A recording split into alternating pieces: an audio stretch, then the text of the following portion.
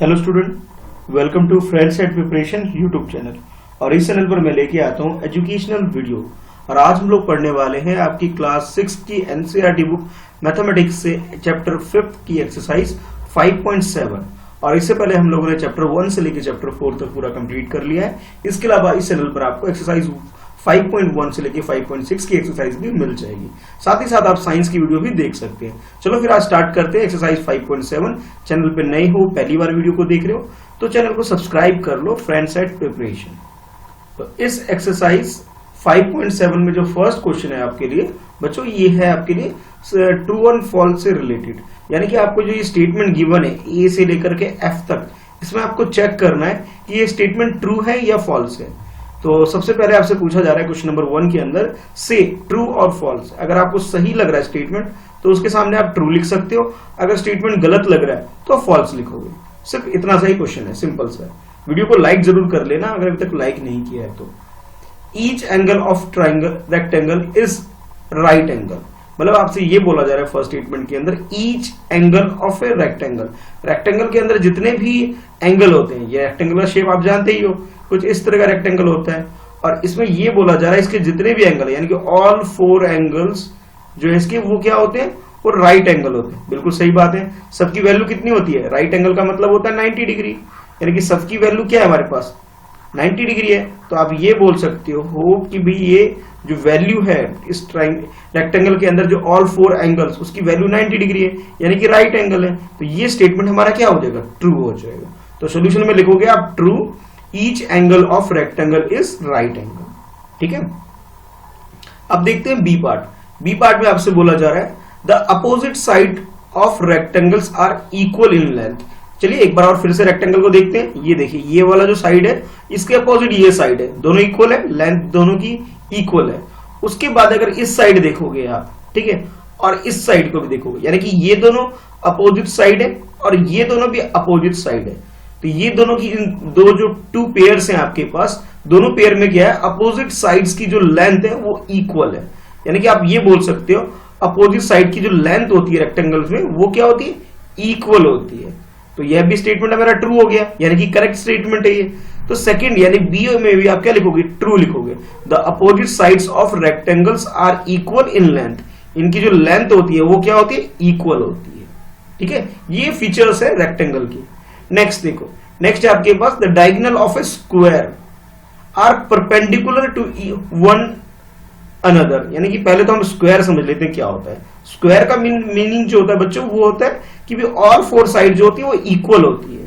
Rectangle के जैसा ही होता है, बट रेक्टेंगल और स्क्वायर में डिफरेंस ये होता है कि रेक्टेंगल में ऑल 4 साइड इक्वल नहीं होती, लेकिन स्क्वायर के अंदर क्या होता है कि ये 4 साइड, फर्स्ट, सेकंड, थर्ड और ये फोर्थ, ये चारों साइड जो आपको दिखाई दे रही है बच्चों, ये इक्वल होगी, सबकी लेंथ इक्वल होगी। अच्छा, डायगोनल की बात करें तो डायगोनल इसे बोलते हैं जो 1 कॉर्नर से सेकंड नेक्स्ट कॉर्नर जाती है। यानी कि आप ये बोल सकते हो कि स्लांट वाइज जो ये लाइन ड्रॉ कर लिया मैंने, लाइन सेगमेंट, और फिर उसके बाद इसको भी ड्रॉ कर लिया, तो इन दोनों को डायगोनल बोलते हैं। इसे मैं बोल देता हूं इस वाले को डायगोनल 1 यानी कि D1 बोल देता हूं। ठीक है, इसका नाम क्या होगा, डायगोनल 1 हो गया। अच्छा, अगर इसकी बात करूं इस वाले की जो यहां से यहां तक है, इसका नाम भी रख सकते हैं डायगोनल 2, D2 रख सकते हैं इसका नाम।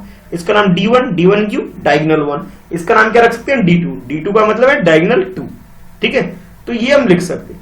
अच्छा, ये बोला जा रहा है कि भाई ये जो होता है यहां पे 90 डिग्री का एंगल बनता है। बिल्कुल सही बात है, 90 डिग्री का एंगल बनता है। और जब 90 डिग्री का एंगल बनता है तब उसे हम परपेंडिकुलर बोलते हैं। क्या बोलते हैं, परपेंडिकुलर। तो आप ये बोल सकते हो कि भी जितने भी स्क्वायर होते हैं, ठीक है, जितने भी स्क्वायर होते हैं उनके जो डायगोनल्स होते हैं, तो डायगोनल्स आपस में क्या होते हैं, आपस में परपेंडिकुलर होते हैं। परपेंडिकुलर का मतलब ये होता है कि दोनों डायगोनल क्या करते हैं, एक दूसरे के बीच में 90 डिग्री का एंगल क्रिएट करते हैं। और 90 डिग्री का एंगल क्रिएट करने की वजह से ये दोनों डायगोनल हो गए।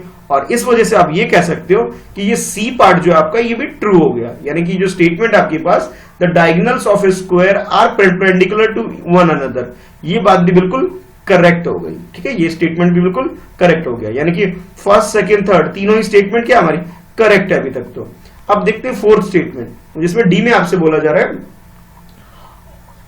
कि all the sides of a rhombus are of equal length. Rhombus में बोला जा रहा है कि जितनी भी साइड्स होती हैं उसकी इक्वल लेंथ की होती है। तो सबसे पहले रोम्बस क्या होता है वो समझो। रोम्बस और स्क्वायर ऑलमोस्ट सेम होते हैं, पर एक छोटा सा डिफरेंस होता है दोनों के अंदर। रोम्बस में क्या होता है, जो एंगल होता है वो चारों एंगल, 4 एंगल इक्वल नहीं होते, और स्क्वायर में क्या होता है, इक्वल है। ये देखो, ये मैंने रोम्बस बना दिया और ये मैंने स्क्वायर बनाया था। तो स्क्वायर में भी 4 साइड इक्वल होती है, रोम्बस में भी 4 साइड इक्वल होती है।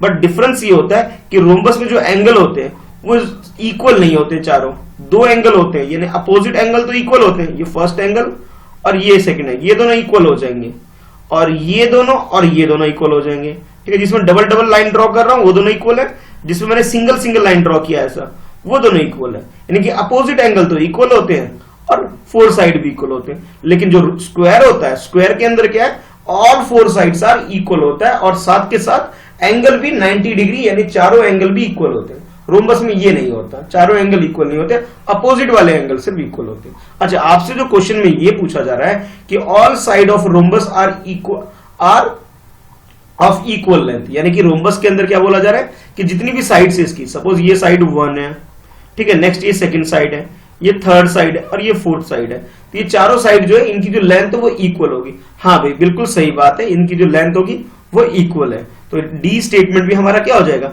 बिल्कुल करेक्ट है। करेक्ट का मतलब आप क्या लिखोगे, ट्रू लिख दोगे। तो ये स्टेटमेंट भी मेरा एकदम ट्रू हो गया। ठीक है, चलो अब ई देखते हैं। ई स्टेटमेंट में आपसे क्या बोला जा रहा है, all the sides of a parallelogram are of equal length. Parallelogram जो होता है उसके जो साइड्स होते हैं इक्वल होते हैं इन लेंथ में। ठीक है, ये बोला जा रहा है। नहीं, ये कोई कंपलसरी नहीं है कि पैरेललोग्राम में सारी लेंथ इक्वल होगी। पहले तो पैरेललोग्राम होता है क्या, पहले वो समझो। पैरेललोग्राम का मतलब होता है कि इसमें जो 2 साइड्स होंगी, 2 साइड्स जो होंगी उसकी जो लेंथ होगी वो इक्वल होगी। इसको मैं रफ कर देता हूं पहले। हाँ, अब देखो, ये पैरेललोग्राम की डायग्राम बन जाए, ये एक लाइन और ये एक लाइन सेगमेंट, ये दोनों क्या हो गए, इक्वल हो गए। ठीक है, ये है पैरेललोग्राम, यानी कि ये दोनों की जो ये दोनों जो है एक दूसरे में क्या है, ये दोनों एक दूसरे में पैरेलल है, और पैरेलल होने की वजह से इसे पैरेललोग्राम बोला जाता है। तो आपसे ये बोला जा रहा है कि पैरेललोग्राम में ऑल 4 साइड्स जो है जो लेंथ होगी वो इक्वल होगी। नहीं, ऐसा जरूरी नहीं है, इसलिए ये स्टेटमेंट हमारा फॉल्स यानी कि गलत हो जाएगा। ठीक है, फिर आपसे नेक्स्ट बोला जा रहा है कि नेक्स्ट आपसे बोला जा रहा है the opposite sides of a trapezium. Trapezium के अंदर जो है opposite side of a trapezium are parallel, कि ट्रेपेजियम के अंदर जो ऑल 4 जितनी भी साइड्स होंगी वो क्या होंगी, पैरेलल होगी। नहीं भाई, ट्रेपेजियम में भी पैरेलल नहीं होती है। ठीक है, तो ये स्टेटमेंट भी क्या होगा, हमारा गलत हो जाएगा यानी फॉल्स। तो आप ये बोल सकते हो इस क्वेश्चन के अंदर डी ए से लेकर के ई तक, यानी ए बी सी डी, ये तो ट्रू है। ई और एफ की बात करें, ये स्टेटमेंट हमारी फॉल्स हो गई। ठीक है, तो आप ये इस तरह से लिख सकते हो। चलो अब देखते हैं नेक्स्ट क्वेश्चन, उसमें आपसे क्या पूछा जा रहा है। तो क्वेश्चन नंबर 6 में आपसे रीजन पूछा जा रहा है। भाई, स्टेटमेंट गिवन है और स्टेटमेंट के बाद आपने क्या करना है, रीजन बताना है। इन सबके रीजन क्या है इनके पीछे। ठीक है, गिव क्वेश्चन है आपके लिए, give reasons for the following. ये जो फॉलोइंग ये जो गिवन है आपके पास, स्टेटमेंट्स गिवन है, इन सबके आपको रीजन बताने हैं। ठीक है, चलो पढ़ते हैं। तो ए जो स्टेटमेंट आपके पास, इसमें आपसे बोला जा रहा है a square can be thought of A special rectangle. Square को आप स्पेशल रेक्टेंगल बोल सकते हो। हाँ भाई, बिल्कुल बोल सकते हैं। जैसे देखो, रेक्टेंगल क्या होता है, ये अपोजिट साइड, एक मिनट दोबारा ड्रॉ करता हूं, बिल्कुल स्ट्रेट ड्रॉ करना होता है। ये अब देखो इस तरह से ही ड्रॉ हो पा रहा है, अदरवाइज ये स्ट्रेट होता है, ये झंडे जैसा हो गया।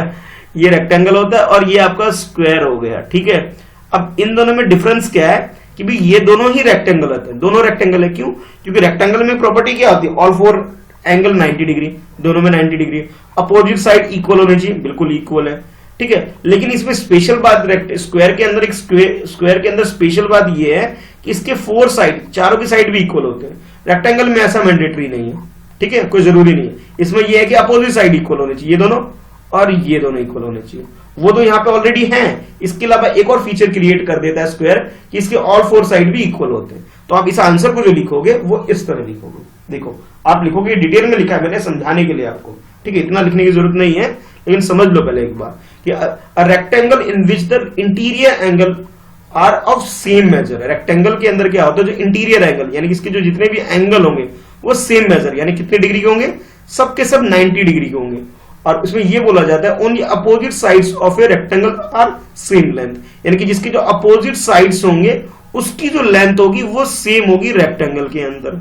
ठीक है, अब बात करते हैं स्क्वायर की। अभी तक तो रेक्टेंगल की बात की मैंने, अब स्क्वायर की बात करता हूं। स्क्वायर में क्या होता है कि भी रेक्टेंगल की तरह ही ऑल जितने भी इंटीरियर एंगल है उसके सारे 90 डिग्री के। ठीक है भाई, हो गया। उसके बाद जैसे इसके अंदर ये बोला गया था कि रेक्टेंगल के अंदर अपोजिट साइड इक्वल होनी चाहिए, वो तो है, यानी कि आप ये बोल सकते हो all side of square are same length, इसकी जो लेंथ होती है सबकी सेम लेंथ हो गई। तो ये इसके अंदर क्या एक स्पेशल चीज हो गई। तो स्पेशल चीज होने की वजह से आप कह सकते हो therefore square is a special rectangle. जो स्क्वायर है वो एक तरह से स्पेशल रेक्टेंगल हो गया। ठीक है, चलो अब बी देखते हैं। बी में आपसे बोला जा रहा है a rectangle can be thought of A special parallelogram, यानी कि रेक्टेंगल को आप एक स्पेशल पैरेललोग्राम बोल सकते हो। तो सबसे पहले आपको पैरेललोग्राम क्या होता है ये पता होना चाहिए। पैरेललोग्राम का मतलब ये होता है जिसमें one pair of parallel line होनी चाहिए, one pair of parallel line, यानी कि ये हमारा पैरेललोग्राम होता है। ये कुछ मैंने ये ड्रॉ कर दिया, तो ये लाइन और ये लाइन इनके बीच का जो गैप है वो इक्वल है, यानी कि ये दोनों लाइन क्या है पैरेलल है, बिल्कुल पैरेलल है। और रेक्टेंगल की बात करोगे, रेक्टेंगल में तो होते ही है पैरेलल भाई, ये दोनों पैरेलल हो गए, ये दोनों पैरेलल हो गए, यानी कि इसमें दो दो पैरेलल लाइन हो गई। ये तो स्पेशल बात हो गई इसके अंदर। अब इस आंसर को आप इस तरह लिख सकते हो, कैसे जरा देखो। पहले बात करते हैं पैरेललोग्राम की। In a parallelogram opposite sides are parallel and equal. कैसे होने चाहिए? पैरेलल होने चाहिए, इक्वल होने चाहिए। चलो भाई ये बात होगी। नेक्स्ट आपसे बोला जा रहा है इन रेक्टेंगल, रेक्टेंगल की बात करते हैं। In rectangle opposite sides are parallel and equal, parallel भी इक्वल भी है। In the interior angle of a rectangle is a same measure. अभी रेक्टेंगल में खास बात ये होती है इसके जितने भी एंगल है वो कितने डिग्री के होते हैं? सारे के सारे 90 डिग्री के होते हैं।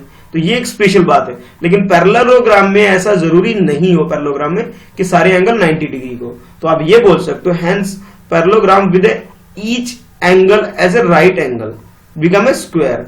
अगर उसमें सारे के सारे 90 डिग्री के हो जाएंगे फिर वो स्क्वायर बन जाएगा। तो आप ये कह सकते हो जो रेक्टेंगल होता है आपका वो एक तरह का स्पेशल पैरेललोग्राम है। रेक्टेंगल क्या है? बिल्कुल स्पेशल तरह का एक पैरेललोग्राम है जिसमें ऑल एंगल भी इक्वल हो जाते हैं। पैरेललोग्राम में जरूरी नहीं है, पर रेक्टेंगल में और स्क्वायर में क्या होता है इसके जो एंगल होते हैं वो सबके सब क्या 90 डिग्री के होते हैं। तो ये एक स्पेशल बात है इसके अंदर। ठीक है, चलो अब देखते हैं सी। तो सी में आपसे बोला जा रहा है a square can be thought of A special rhombus. Square को आप एक रोम्बस बोल सकते हो। रोम्बस में क्या होता है भाई? रोम्बस में ये होता है all four sides are equal होनी चाहिए। ठीक है भाई, ऑल फोर साइड्स क्या होनी चाहिए? इक्वल होनी चाहिए। ठीक है, और जबकि स्क्वायर में क्या है? ऑल फोर साइड इक्वल भी होनी चाहिए और एंगल कितने 90 डिग्री का एंगल होना चाहिए। तो मैं स्क्वायर बना दिया मैंने आपके लिए। और जब मैं रोम्बस की बात करूंगा, रोम्बस कुछ इस तरह से होगा कि फोर साइड इक्वल तो होगी पर जरूरी नहीं है कि सारे एंगल भी इक्वल हो 90 डिग्री के। ये कोई जरूरी नहीं है इसके अंदर, रोम्बस के अंदर। यानी कि ये जो स्क्वायर है रोम्बस की कि जितनी भी कंडीशन है उसको सेटिस्फाई करता है। उसके अलावा एक स्पेशल फीचर इसके अंदर ये होता है, इसके चारों एंगल क्या होते हैं 90 डिग्री के भी होते हैं। ठीक है, चलो कैसे लिखोगे अब वो समझ लो। तो आप लिख सकते हो बच्चों इसका आंसर इस तरह से, all sides of a rhombus and square are equal. Rhombus के और स्क्वायर के दोनों के जो साइड्स होंगे, किस किस के? रोम्बस के और स्क्वायर के दोनों के इक्वल होंगे। ठीक है भाई, ये बिल्कुल रोम्बस और स्क्वायर में दोनों चीजें बिल्कुल सिमिलर है। But in case of square, अब स्क्वायर में एक स्पेशल बात भी है, all interior angle are 90 degree. Interior angle जितने भी इसके एंगल है सब कितने डिग्री के हैं? 90 डिग्री के हैं स्क्वायर के अंदर। तो ये इसकी खास बात है। तो आप ये कह सकते हो as rhombus with each angle as right angle become a square. अगर रोम्बस के अंदर चारों एंगल 90 डिग्री के हो जाए तब वो क्या बन जाएगा? रोम्बस स्क्वायर बन जाएगा। तो आप ये बोल सकते हो therefore square is a special rhombus. तो आप ये बोल सकते हो कि जो स्क्वायर है वो आपका एक स्पेशल तरीके का रोम्बस हो गया आपका, क्योंकि रोम्बस में तो थोड़े कम फीचर है पर स्क्वायर में ज्यादा फीचर है। एक एक्स्ट्रा फीचर क्या है इसके अंदर? इसके जो सारे एंगल है वो 90 डिग्री के हैं। चलो ठीक है, अब देखते हैं डी पार्ट। डी पार्ट में आपसे क्या पूछा जा रहा है? तो डी पार्ट में आपसे बोला जा रहा है square, rectangle and parallelogram are all quadrilateral. अब क्वाड्रिलेटरल क्या होता है पहले तो ये समझना होगा, तब जाके आप इस क्वेश्चन का आंसर कर पाओगे। क्वाड्रिलेटरल क्या होता है? कोई भी क्लोज फिगर होता है। A close figure having a four side, a close figure having a four side is called quadrilateral. Square में भी फोर साइड है, बिल्कुल है। रेक्टेंगल में भी फोर साइड है, बिल्कुल है। पैरेललोग्राम में भी फोर साइड होती है, बिल्कुल होती है। तो it means these three diagrams जो आपके पास स्क्वायर है, रेक्टेंगल है और parallelogram, we can say all of them are quadrilateral. तो हम इन तीनों को क्या बोल सकते हैं? क्वाड्रिलेटरल बोल सकते हैं। क्वाड्रिलेटरल का फीचर क्या होता है कि इसमें 4 साइड होने चाहिए, क्लोज फिगर होना चाहिए। तो इन सब में ये क्वालिटी है। तो आप आंसर लिखोगे since all are close figure with 4 line segment. सबके सब क्या है? क्लोज फिगर भी है, 4 लाइन सेगमेंट में। यही कंडीशन होती है क्वाड्रिलेटरल की। तो क्वाड्रिलेटरल की ये सारी कंडीशन फुलफिल कर देते हैं। रेक्टेंगल भी फुलफिल कर देता है, ठीक है, रेक्टेंगल भी फुलफिल कर देता है, ये स्क्वायर भी फुलफिल कर देता है, और स्क्वायर के अलावा रोम्बस भी कर देता है। रोम्बस के अलावा और कौन करता है? हाँ भाई, एक और बताओ कौन करता है? ये 3 तो करते हैं, इसके अलावा भी कोई एक है, बताओ कौन करता है कोई ऐसा? रोम्बस और पैरेललोग्राम। यानी कि ये 4 डायग्राम जो है इसके अंदर 3 मेंशन आपको, square, rectangle and parallelogram. Rhombus भी इस क्वालिटी को फुलफिल कर देता है। तो दीज 4 आर द क्वाड्रिलेटरल। ये सब क्या है? क्वाड्रिलेटरल। क्वाड्रिलेटरल की 2 कंडीशन है, क्लोज फिगर होने चाहिए, 4 साइड होने चाहिए। तो इन सब में 4 साइड भी होती है और क्लोज फिगर भी होता है। चलो अब देख लेते हैं इसका ई पार्ट। ई पार्ट में बच्चों आपसे बोला जा रहा है square is also a parallelogram. जो स्क्वायर होता है यानी कि ये वाला डायग्राम, ठीक है, मैं यहां लिख भी देता हूं कि जो स्क्वायर होता है वो क्या है? एक पैरेललोग्राम भी होता है। बिल्कुल होता है भी। कैसे? क्योंकि पैरेललोग्राम में क्या होता है कि आपके पास कंडीशन क्या है कि पेयर ऑफ पैरेलल लाइंस होनी चाहिए, पेयर ऑफ पैरेलल लाइंस भी होनी चाहिए। बिल्कुल है भी। स्क्वायर के अंदर जो अपोजिट साइड्स है वो इक्वल भी है और पैरेलल भी है। ये देखो, ये दोनों पैरेलल भी इक्वल भी है, ये दोनों भी पैरेलल भी है, इक्वल भी है, और एक्स्ट्रा फीचर इसके अंदर 90 डिग्री के सारे एंगल भी है। तो आप आंसर जो लिखोगे बच्चों वो इस तरह लिखोगे, opposite sides of a parallelogram are equal and parallel. ये कंडीशन होती है, इक्वल होनी चाहिए और पैरेलल होनी चाहिए। पैरेललोग्राम की मैं बात कर रहा हूं, ठीक है। तो भाई स्क्वायर की अगर मैं बात करूं अब इसके बाद, whereas in the square opposite sides are वो क्या होते हैं? पैरेलल भी होते हैं and 4 sides of same length. यहां तो 2 साइड की बात की जा रही थी, यहाँ 2 तो होते ही, इसके अलावा 4 साइड यानी कि चारों साइड इक्वल हो जाते हैं। और सब के सब क्या होते हैं? जो अपोजिट पेयर में होते हैं वो पैरेलल भी होते हैं। तो ये भी इस फीचर को रखता है। तो आप ये बोल सकते हो therefore square is a special parallelogram. तो स्क्वायर भी क्या है? एक पैरेललोग्राम है, पर ये स्पेशल है। स्पेशल इसलिए इसकी ऑल 4 साइड की जो लेंथ है वो इक्वल है। इस वजह से आप इसे कह सकते हो कि ये एक स्पेशल पैरेललोग्राम है। तो आई होप आपको ये क्वेश्चन समझ में आ गया होगा, ठीक है, कि भी है। अब जब आपको समझ में आ रहा है बच्चों तो भी एक लाइक तो बनता है ना।